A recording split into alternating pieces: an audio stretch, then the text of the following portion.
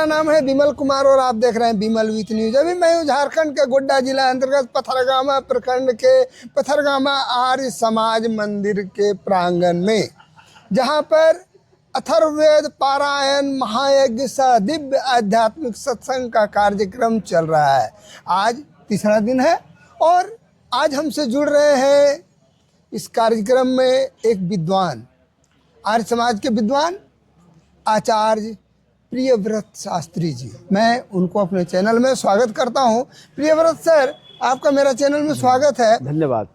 आप का शुरुआती जीवन कहाँ से प्रारंभ हुआ? मैं आचार्य प्रियव्रत पथरगामा गांव का ही निवासी हूँ। ये मेरी जन्मभूमि है और मेरा सौभाग्य है कि मुझे वैदिक परिवार में, आर्य परिवार में जन्म लाभ प्राप्त हुआ। और हमारे पिता श्री हीरालाल जी आर्य जो व्यवसायी थे, साथ में वो वैदिक धर्म के प्रचार में, पौरोहित्य में, पांडित्य में, छोटे मोटे आयोजनों में वो प्रचार का कार्य करते थे और इस आर्य समाज का सहयोग करते थे।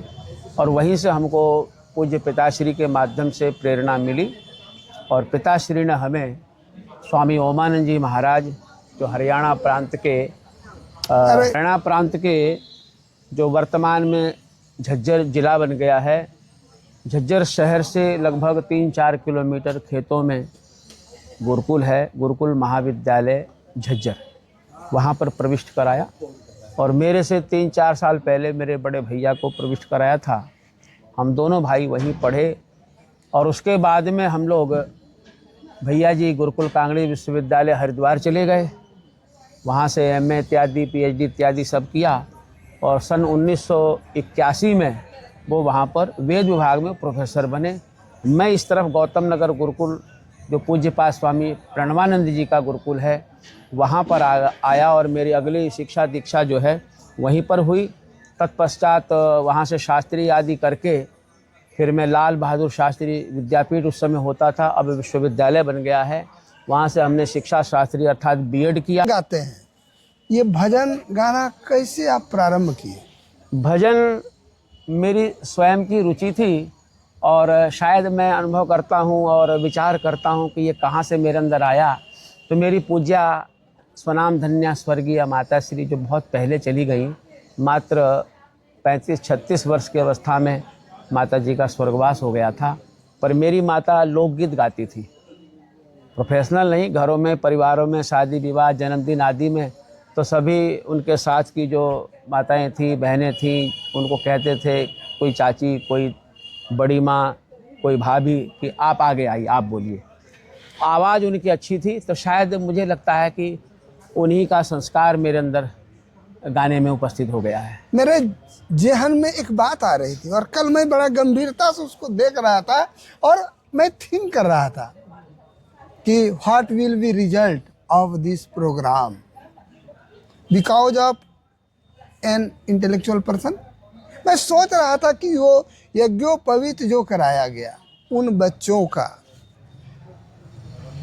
बच्चों ने क्या अपनी इच्छा से यज्ञोपवीत कराया या उनके अभिभावक की इच्छा से? हाँ, बड़ा अच्छा प्रश्न है और इसमें उभय पक्षीय मैं चर्चा करूँगा कि बच्चों की स्वयं भी इच्छा हुई, चाहे वो बाद में हुई, हो सकता है पहले से भी हुई हो, क्योंकि जिन भी बच्चों ने अपना उपनयन करवाया है, उपवीत यज्ञोपवीत करवाया है और वेदारंभ भी साथ में हुआ है, यज्ञोपवीत संस्कार अलग है और वेदारंभ संस्कार अलग है, तो दोनों संस्कार कल हुए और निश्चित रूप में उनके माता पिता ने ऐसा परिवेश उनको दिया कि उनके मन के अंदर इस तरह का भाव उपस्थित हुआ कि भाई हमें भी उपनीत होकर के, ब्रह्मचारी बन करके और आगे जो भी पढ़ाई वो कर रहे हैं उसके साथ में हम कुछ आर्ष विद्या और वेद ज्ञान का भी अनुभव प्राप्त करें। अगला मेरा प्रश्न है इससे जुड़ा हुआ कि वो सारे बच्चे बाल्यावस्था में हैं, उसको अभी कुछ भी पता नहीं है, बहुत कुछ वो जानता नहीं है, बिकॉज जब बाल्यावस्था कई चरणों से गुजरती है, शैशवावस्था, पूर्व बाल्यावस्था, उत्तर बाल्यावस्था, किशोरावस्था, तो इस समय तो उसके मन में ऐसी कोई बात नहीं है, लेकिन आगे चल के जब वो किशोरावस्था के दौर में आएंगे, उसको अपने से विपरीत लिंग वालों से जब अट्रैक्शन होगा, तब वो क्या इस मार्ग को अपना के रख पाएंगे या छोड़ देंगे? ये संस्कार होते ही इसलिए है। अपनी सनातन वैदिक परंपरा में 16 संस्कारों की बड़ी सुंदर चर्चा है। जी जी। और वैशिष्ट क्या है कि 3 संस्कार बच्चे के संसार में आने से पहले हो जाते हैं, जिसमें पहला संस्कार है आधार संस्कार, यानी कि गर्भाधान संस्कार, जहाँ जिसको पुंसवन भी कहा जाता है। नहीं, पुंसवन अगला है। पति पत्नी श्रद्धा पूर्वक, भक्ति पूर्वक, संतान की इच्छा से, सुसंतान की इच्छा से जब परस्पर प्रीति करते हैं, तो जा करके वो गर्भाधान होता है, और उस गर्भाधान के माध्यम से एक अच्छी आत्मा माँ के गर्भ में उपस्थित होती है। इसके बाद में 2 महीने से लेकर के 3 महीने 4 महीने तक पुंसवनम संस्कार का विधान किया गया है। उसके बाद में उससे आगे सीमंतोनयन का विधान है। ये 3 संस्कार गर्भ में ही आरंभ से लेकर के हो जाते हैं। फिर उसके बाद में बच्चे का जन्म होता है, तो जन्म होता है तो उसके बाद के संस्कार निष्क्रमण संस्कार है, उसमें नामकरण संस्कार है, उसमें 6 महीने का जब बच्चा हो जाता है तो अन्नप्राशन संस्कार है, उसमें कर्णवेधन संस्कार है। फिर आगे चल करके जो है मुंडन संस्कार है, केशांतक संस्कार, जिसको चूड़ाकर्म भी कहा गया है। फिर उसके आगे फिर बढ़ते बढ़ते उसका उपनयन और वेदारंभ होता है। अच्छा, ये बताइए, ये उपनयन संस्कार जहाँ जो द्विज कहलाते हैं, ब्राह्मण, क्षत्रिय, वैश्य, ये तीनों का उपनयन संस्कार होता है, तो ये उपनयन संस्कार और यज्ञोपवीत में क्या अंतर है? नहीं, यज्ञोपवीत और उपनयन एक ही चीज़ है। उन 3 सूत्रों को जब उसको प्रक्रिया पूर्वक बना लिया जाता है तो उसको यज्ञोपवीत का नाम दिया, या उसको उपवीत भी बोलते हैं। वेद में उपवीत का ही नाम है, वेद में उपवीत का ही नाम है। बाकी उसके बाद अन्य ग्रंथ हैं, जो सूत्र ग्रंथ हैं या ब्राह्मण ग्रंथ हैं, इन सब ग्रंथों में वेद के मंत्रों की विशद व्याख्या की गई है, तो उनके अंदर भी कुछ इस प्रकार के ऋषि मुनियों का जो चिंतन है उसके अनुसार यज्ञोपवीत का भी नाम दिया गया। सामान्य भाषा में उसको जनेऊ बोलते हैं। और ये 3 सूत्र होते हैं मुख्य रूप से, पर 3 में 3 9 हो गए, और उनमें भी 3 3 27 हो गए। तो पूरी तरह से 27 सूत्रों का उपवीत, जनेऊ या यज्ञोपवीत होता है, और जिसको विधान के अनुसार संभवतः 108 अंगुल का उसको बनाया जाता है। इस तरह से वो जो जनेऊ है, जो उसके पूरे धागे अगर निकाले तो 108 अंगुल का वो होता है, और उसके अंदर फिर गांठें लगी होती हैं। तो वो स्मृति के लिए, याद दिलाने के लिए कि वटुक, ब्रह्मचारी, पुत्र, बेटे, वत्स, ये आपको हमने जनेऊ दिया है, आपका उपनयन किया है, इसलिए किया है कि यहाँ से आप ज्ञान की ओर बढ़े। तो क्या जिनका आप यज्ञोपवीत कराए उनको ब्रह्मचारी होना भी आवश्यक है? जी। माने वो शादी ब्याह कुछ नहीं कर सकते? नहीं, ब्रह्मचर्य का पालन करना आवश्यक है। और वो जो शास्त्र की एक मर्यादा है कि जो 24-25 वर्ष तक सामान्य रूप से हर किसी को ब्रह्मचारी रहना चाहिए, हर किसी को। उससे पहले शास्त्र ने विवाह का विधान नहीं किया है। और फिर विवाह संस्कार होने के बाद में जब व्यक्ति गृहस्थी बन जाता है, गारहस्थ जीवन, हाँ, गारहस्थ जीवन में भी ब्रह्मचारी रहने का विधान है। तो संस्कार विधि को पढ़ेंगे और आयुर्वेद के ग्रंथों को अगर हम पढ़ेंगे तो हमको पता चलेगा कि गृहस्थ कर्म के लिए कुछ दिन या रात्रि निश्चित है। अगर वहीं तक सीमित रहते हैं तो आप गृहस्थ में रहते हुए भी ब्रह्मचारी हैं। उससे अगर अधिक होता है, मर्यादा का अतिक्रमण होता है, तो आप ब्रह्मचारी नहीं है। उसका तात्पर्य क्या हुआ जो आप बता रहे हैं? हाँ, उसका तात्पर्य ये हुआ कि गृहस्थ धर्म जो है संसार के परिपालन के लिए है। गृहस्थ में व्यक्ति स्थिर होता है, पति और पत्नी दोनों ही स्थिर होते हैं, और स्थिर मति हो करके वो आगे बढ़ते हैं, क्योंकि संसार को भी आगे बढ़ाना है। और संसार को आगे बढ़ाने के लिए संतति की परम आवश्यकता है। इसलिए हमारे यहाँ पुत्र, सुपुत्र और वेद के मंत्रों में कई एक प्रकार के ऐसे शब्द हैं जो संतान के लिए बड़े अच्छे अच्छे शब्द हैं कि पुत्र संतान हमारी आज्ञाकारी हो, या बच्ची पक्ष में है तो आज्ञाकारिणी हो, ब्रह्मचारी हो, ब्रह्मचारिणी हो। ये ब्रह्मचारी और ब्रह्मचारिणी का अर्थ गृहस्थ जीवन में इसका क्या मतलब है? हाँ, गृहस्थ जीवन में भी मर्यादा का पालन बहुत अनिवार्य है। जैसे मर्यादा में? हाँ, मर्यादा में जैसे कि मैं उसको कैसे बोलूं, खोल करके बोलूं? बोलिए, खोल के हाँ, बोलिए। खोल करके बोलता हूं कि जो सेक्स है, हाँ, या उसको हिंदी में संस्कृत में संभोग हाँ, कहते हैं, उसके अंदर मर्यादा होनी चाहिए, जिससे कि आवश्यकता के अनुसार आप संतान प्राप्त करें। अति ब्रह्मचर्य भ्रष्ट न हो, अति कामुक न हो। काम बहुत जरूरी है, लेकिन उसके अंदर अति नहीं होना चाहिए। अति तो दुनिया में किसी भी कार्य में नहीं होना चाहिए। उसमें अति का अर्थ क्या हुआ? अति का अर्थ हो गया कि अगर प्रतिदिन पत्नी के साथ सहवास करते हैं तो वो अति है।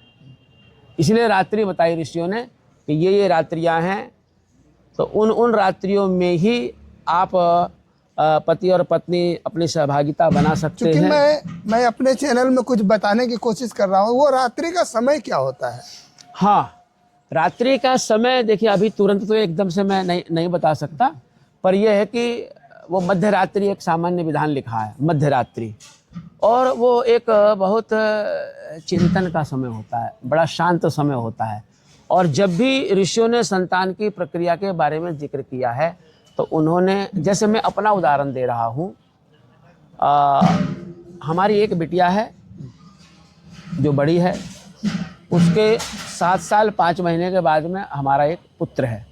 तो जब पुत्र को जन्म देना था तो हमारे मन में सारी ऋषियों की परंपरा गूंज रही थी, जो हमने अध्ययन किया, स्वाध्याय किया, अपने बड़ों से, अपने गुरुजनों से, आयुर्वेद के जानकारों से जो कुछ हमने प्राप्त किया कि उसके ब्रह्मचर्य की चर्चा चल रही थी। तो मैं ये निवेदन कर रहा था कि किसी भी चीज़ में अति नहीं होनी चाहिए, चाहे हम भोजन करते हैं, चाहे हम वस्त्र पहनते हैं, चाहे हम व्यायाम करते हैं, चाहे हम कहीं यात्रा करते हैं। और ये तो बहुत महत्वपूर्ण स्थान है कि हमने संतान को जन्म देना है। तो संतान को जन्म देने के लिए ब्रह्मचर्य का पालन अगर अच्छी तरह से होता है, अर्थात शरीर के अंदर रज और पत्नी के अंदर रज और पति के अंदर वीर्य, जो सप्त धातुओं में है उनमें एक शक्ति है वीर्य, जिसके लिए वेद में प्रार्थना की गई है, वीर्यम असि वीर्यम मयि देहि, कि आप प्रभु वीर्यवान हो, आप मेरे शरीर के अंदर भी वीर्य, शुक्र, तेज, बल, सामर्थ्य, ओज, कांति, रक्त, रस, मज्जा, यह हर चीज़ जो है ढंग से प्राप्त कराइए।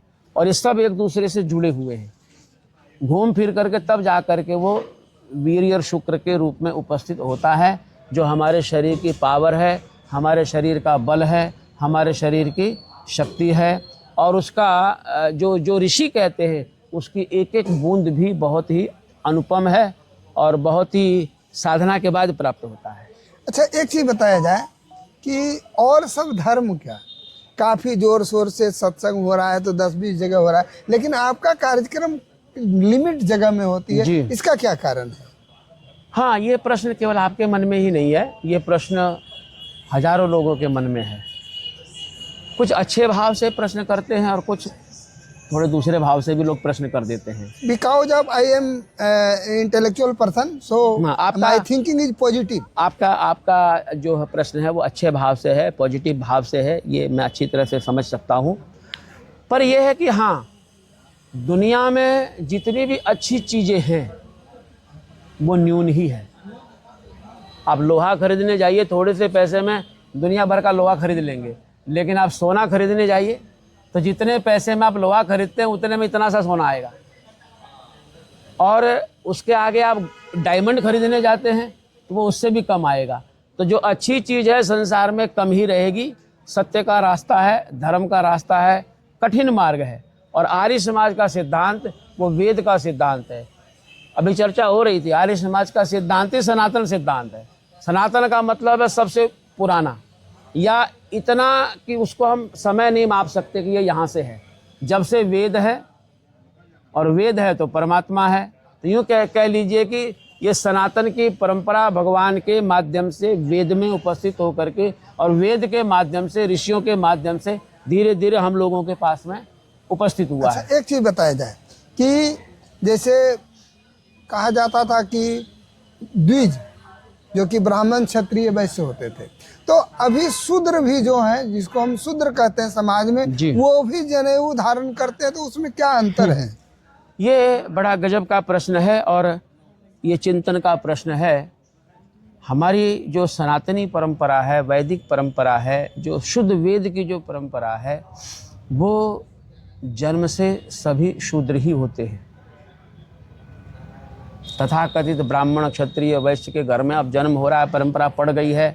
लेकिन आप देखिएगा, चाहे वो ब्राह्मण के घर में जन्मा बच्चा है, ध्यान दीजिए, चाहे वो ब्राह्मण के घर में जन्मा बच्चा है और वो बच्चा किसी कारण से अपने पिछले संस्कार के कारण, वातावरण नहीं मिलने के कारण या गरीबी होने के कारण वह ब्राह्मण पुत्र नहीं पढ़ पाया।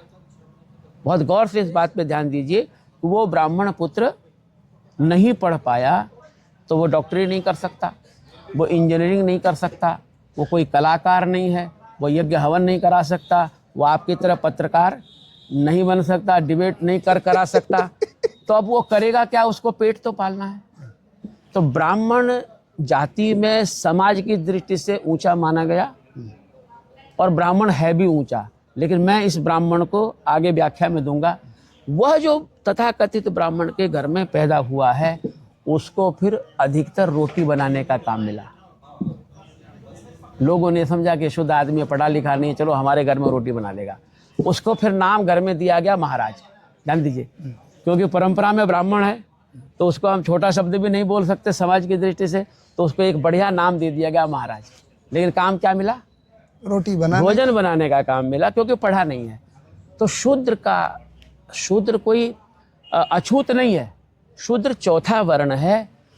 वो शूद्र बना या बन पाया जो ब्राह्मण नहीं बन पाया, जो क्षत्रिय नहीं बन पाया, जो वैश्य अर्थात खेती करना, व्यापार करना, जो वैश्य का काम है वो नहीं कर पाया, सीखा नहीं।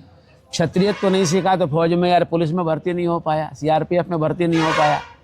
उसके बाद में ज्ञान नहीं है तो ब्राह्मण नहीं हो पाया, चाहे भले वो ब्राह्मण के घर में ये प्रमाण है, ये बहुत बड़ा प्रमाण है। चाहे किसी भी जाति में जन्म लिया, अगर वो पढ़ा लिखा नहीं, पढ़ने लिखने से गुरु के घर में जाने से ही द्विज बनता है। अच्छा, एक चीज़ बताया जाए कि मैं उस मंदिर में उस पंडित के हाथ का ही मैं तिलक कराऊं या अपने हाथ से कराना चाहिए? क्योंकि अपनी माँ पर, अपने हाथ पर, अपने भाषा पर, अपनी मातृभूमि पर जिसको भरोसा नहीं है, तो दूसरे के हाथ पर कितना भरोसा हो सकता है? नहीं, अगर अगला व्यक्ति जिससे टीका आप लगवा रहे हैं अथवा कोई टीका लगाने के लिए बैठा है, अगर व्यक्ति वो सतपात्र है, सुयोग्य है, सही मायने में ब्राह्मण है, जन्म से नहीं, अगर वो जन्म से भी है और इधर से ज्ञान से भी है तो बड़ी अच्छी बात है। लेकिन अगर वो उचित विद्वान नहीं है, आशीर्वाद देने का सामर्थ्य उसके अंदर नहीं है, मंत्र गाने का सामर्थ्य उसके अंदर नहीं है, मंत्र के अर्थ को बताने का सामर्थ्य नहीं है, उसकी वाणी में परिपक्वता नहीं है, उसकी वाणी में श्रेष्ठता नहीं है, तो फिर ऐसा पंडित, उसके लिए एक शब्द दिया गया है, पोंगा पंडित। अच्छा, एक चीज़ बताया जाए, मैं देखा हूँ अभी 2-3 दिन पहले, मैं सामिस हूँ, मैं झूठ नहीं बोलता हूँ, और मैं उस दिन खाया भी था, चला गया मैं महर्षि में ही आश्रम जी, और पता नहीं क्यों खींच के हमको ले जाया गया। मैं सोच रहा हूँ, अंदर से भय भी लग रही है, और मैं उनका जो समाधि स्थल है उसमें भी प्रवेश किया हूँ। पता नहीं प्रभु की क्या, प्रभु तुम चंदन हम पानी, हमको तो कुछ पता ही नहीं है। उसके बाद मैं पूरा डर में भी था कि अब क्या होगा, अब क्या होगा, लेकिन मैं घूमता रहा। ये पता नहीं क्या उसका इंटरेक्शन था जी, या मेरी पागलपंती थी, ये मुझे समझ में नहीं आ रही थी, इसका क्या कारण था? नहीं, कहीं ना कहीं जो आपने चर्चा की, इसमें मैं एक अपने अनुभव के आधार पर अंदाजा ही लगा सकता हूँ कि संभवतः परमात्मा की ओर से आपको एक अच्छी प्रेरणा मिली और एक अच्छी शक्ति परमात्मा ने संभवतः आपके अंदर बिठा दी। वो शक्ति आपको प्रेरित करके महर्षि मेही के आश्रम में ले गई, और महर्षि मेही का नाम कम से कम बिहार में तो बहुत विख्यात है, और बहुत बड़े संत हुए और उनकी परंपरा में बड़े बड़े संत हैं जो अच्छा प्रवचन करते हैं, लोगों का मार्गदर्शन करते मैं हैं। वीडियो भी उनका चलाता हूँ। हाँ, तो संभवतः कि आपको वो प्रेरणा अंदर से मिली कि शायद ईश्वर की तरफ से आपको ये निवेदन किया जा रहा है कि अब सामिस वाला रास्ता आप छोड़ो और आमिस वाला रास्ता आप अपनाओ। इसमें भी हो सकता है समय लग जाए। अच्छा, अगला आप बताइए कि आपका ये धर्म, आपका जो ये विचार है, जी, अभी जो वेस्टर्नाइजेशन, पश्चिमीकरण, आधुनिकता की होड़ में जो इतना अत्याचार भी हो रहा है, इसको रोक पाने में कहाँ तक समर्थ होगी? देखिए, जब नाव में पानी घुसने लगता है तो बुद्धिमान व्यक्ति का कर्तव्य है या तो उस छेद को बंद करे और या फिर दोनों हाथ उलीचिए। अगर नहीं उलीचेंगे, छेद भी बंद नहीं करेंगे तो नैया डूबेगी, नैया डूबेगी तो आप भी डूबेंगे। तो वही स्थिति समाज में हो रही है। ये नौका एक समाज रूपी नौका है। इस नौका में छिद्र हो गए हैं और वहाँ से पानी अंदर घुस रहा है। तो कौन सा पानी घुस रहा है? काम, क्रोध, लोभ, मोह, ईर्ष्या, द्वेष, नाना प्रकार की जो आधुनिकता है, डीजे है, खाना और पीना है, तरह तरह का है, जो देखने में सुंदर लगता है, थोड़ी देर तक खाने में भी अच्छा लगता है, लेकिन बाद में उसका भारी नुकसान इसी काया को, इसी शरीर को भोगना पड़ता है। और उसका प्रभाव केवल पेट तक नहीं रहता है, उसका प्रभाव हार्ट पे जाता है, लीवर पे जाता है, किडनी पे जाता है, फुफ्फुस पे जाता है, फिर धीरे धीरे उसका प्रभाव मस्तिष्क में जाता है। अच्छा, ये बताइए, आप जिस मोबाइल की बात कर रहे थे, तो क्या आपके ये संदेश मोबाइल चलाने वालों को रोक पाएगी? नहीं, मोबाइल अपनी जगह बिल्कुल ठीक चीज़ है। विज्ञान ने उसको प्रस्तुत हम लोगों के सामने किया है। समय और दूरी को कम कर दिया। हाँ, मोबाइल बहुत बढ़िया साधन है लोगों से जुड़ने का, प्रचार करने का। लेकिन कोई भी चीज़ है उसके दो पहलू हैं, अच्छा भी है और बुरा भी है। तो हमको वो मंत्र याद करना चाहिए जो महर्षि दयानंद सरस्वती को बड़ा प्रिय था। विश्वानि देव सवितर दुरितानि परासुः यद भद्रम तन्न आसुः। जो भद्र है वो मेरे अंदर आए, उसे मैं ग्रहण करूं, और जो अभद्र है, ठीक नहीं है, मेरे कल्याण का नहीं है, मेरे हित का नहीं है, उसे मैं छोड़ दूं। ये पावर, ये शक्ति भगवान जी मुझे प्रदान कर, ये प्रार्थना है।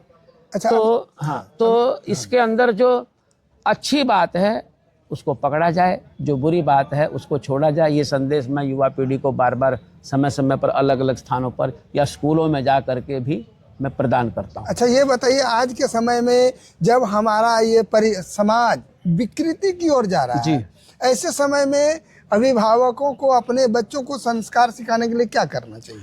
अभिभावकों को अपने बच्चों को संस्कार अवश्य में भी सिखाना चाहिए। परिवेश जो है वो संस्कार देता है, घर जो है वो संस्कार देता है, समाज जो है वो संस्कार देता है, गुरुजन जो हैं वो संस्कार देते हैं, विद्वान लोग संस्कार देते हैं। तो इसी तरह के सत्संगों का, यज्ञ का, भजन का, कीर्तन का, उपदेश का, उपदेशामृत का, कथा का आयोजन होता रहना चाहिए। और हमारी संस्कृति में जितने पर्व और त्यौहार हैं, जो परंपरा से जिस रूप में मनाए जाते थे, थोड़ा बहुत बदलाव ठीक है, लेकिन उसके अंदर अति मात्रा में बदलाव ठीक नहीं है। जो प्रकृति से हमारे त्यौहार जुड़े हुए हैं, उसके बाद उसको दूसरी चीज़ों में ज़्यादा जोड़ दिया गया है। तो मुख्य रूप से प्रकृति से त्यौहार हमारे जुड़े हुए हैं, इसलिए वहाँ से जुड़ करके रहें और इस तरह का आयोजन करें। घर में भी माता पिता अपनी वाणी के माध्यम से अपने संस्कार बच्चों में डालें, और प्रयत्न करने से होता है, प्रयत्न नहीं करेंगे तो कदापि संभव नहीं है। चलिए, आपको बहुत बहुत अपना काम आदि छोड़ करके, बच्चों को छोड़ करके मेरा यहाँ आने का, एक तो जन्मभूमि खींचती है, ये तो स्वाभाविक है। जननी जन्मभूमिश्च स्वर्गादपि गरीयसी। जननी और जन्मभूमि स्वर्ग से भी बढ़ करके है। तो एक तो वो खींचता है, मिट्टी खींचती है। पर मेरे मन के अंदर अब मैं 64 वर्ष पार करके 65वें में चला हूँ, तो मुझे लगता है कि मुझे अब वानप्रस्थ जीवन जीना चाहिए और मुझे कुछ कार्य करना चाहिए। तो कार्य करने के लिए दिल्ली में तो मैं वर्षों से रह रहा हूँ, वहाँ धनपति लोग हैं, सब कुछ है, परंतु अब मेरे मन के अंदर आया कि जो मेरा क्षेत्र है, मेरा इलाका है, यहाँ पर शायद मेरी आवश्यकता है। इसलिए मैं इधर आकर्षित हो रहा हूँ और धीरे धीरे वहाँ का सब कुछ समेट करके मैं इधर एक कोई प्रचार सेंटर बनाने का मेरा संकल्प बन रहा है। और वहाँ से हम प्रचार का केंद्र बनाएंगे, तपस्वी लोगों को, सन्यासी लोगों को जो प्रचार कर सकें उनको रखेंगे। उनका खाना पीना और उनके कुछ खर्चा पानी भी हम देने का प्रयत्न करेंगे। और दूसरा, जो भी दिक्कत कठिनाई है जिस भी रूप में है, चाहे वो धर्मांतरण का हो, चाहे और भी किसी रूप का हो, चाहे बच्चों में नशाखोरी आ गया है या दुनिया भर का भाषा में गाली गलौज का प्रयोग करते हैं, माँ बाप से लड़ते हैं, माँ को ही मार देते हैं, पिताजी को भी धमका देते हैं, इन बातों को प्रचार करके, संस्कार डाल करके, घर घर जा करके इस तरह की बातों को दूर करना है और सेवा सत्कार वाली परंपरा को आगे बढ़ाना है। उत्कृष्ट सोच, सृजनशील व्यक्तित्व के धनी, लगातार हाई लेवल थिंकिंग की बात सोचने वाले आचार्य प्रियव्रत शास्त्री जी का मैं अपने चैनल में बहुत बहुत स्वागत करता हूं। धन्यवाद सर। आपने इतना कीमती समय व्यस्तम समय में भी दिया है। मेरा चैनल आपको बार बार बधाई देता है। आप इसी तरह आगे बढ़ते रहिए, तरक्की करते रहिए। विमल कुमार के साथ आप विमल विथ न्यूज देखते रहिए। बहुत आपका भी हृदय से मैं धन्यवाद करता हूँ कि आप मेरी इस चर्चा को दूर दूर तक फैलाएंगे और कहीं ना कहीं इसका लाभ प्राप्त होगा सबको। बहुत बहुत धन्यवाद। मैंने बहुत ट्विस्टेड